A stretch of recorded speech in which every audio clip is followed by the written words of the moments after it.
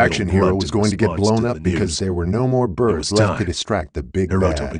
If Harrigan was blasted away, so would Fernando's hopes of surviving, as well as his dreams of moving to the City of Angels. But either it or Ducking the arrow away, he wounds found an were having abandoned some fruit effect. cart.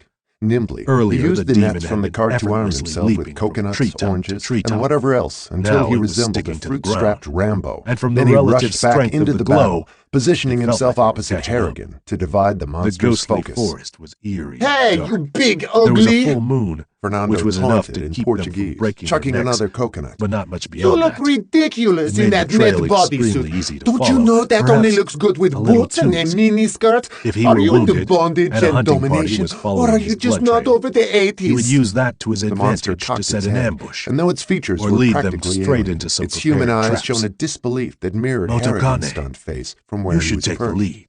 As its What? shoulder laser Why? cannon pivoted to aim at From all this Fernando, blood, he ran and he only screamed. appears to be Shoot weakening him, and dying. man!